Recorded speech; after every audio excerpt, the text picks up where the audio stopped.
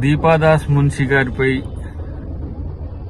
NVSS Prabhakar గారు చేసిన statement అనేది బీజేపీ దివాలా కోర్ రాజకీయానికి ఒక నిదర్శనం.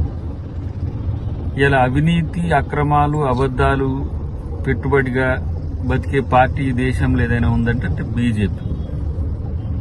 సో తనకు కూడా ఐడెంటిటీ క్రైసిస్ వచ్చినట్టుంది. ఎక్కడ ఎంపీగా పోటీ చేయాలనే ఉద్దేశం ఉన్నట్టుంది. దాని కొరకు ఒక సెన్సేషన్ స్టేట్మెంట్ ఇవ్వడానికి ఇలా మా ఇన్ఛార్జ్ జనరల్ సెక్రటరీ గారి మీద ఒక ఆరోపణ చేసి ఉంటారని నేను అనుకుంటున్నా.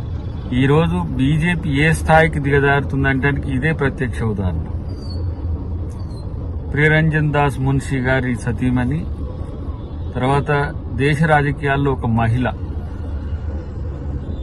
ఒక బెంగాలీ కాళీమాత లెక్క ఉంటుంది. ఆమె చాలా సిన్సియర్ హార్డ్ వర్కర్ గా ఉన్న ఆమె మీద బట్టగాల్చి మీదేసి అవినీతి ఆరోపణలు చేయించడం వెనుక ఉన్న రాజకీయ దురుద్దేశం మాకు తెలియని కాదు. వాళ్ళు ఎంపీ ఎలక్షన్స్ వచ్చినాయి కాబట్టి సీరియస్ గా ఇక ప్రాపగండా మీద దృష్టి పెడతారు, అబద్దాలను ప్రచారం చేసే పనిలోనే ఉంటారు. కాబట్టి బీజేపీ ఈ స్థాయికి దిగజారింది.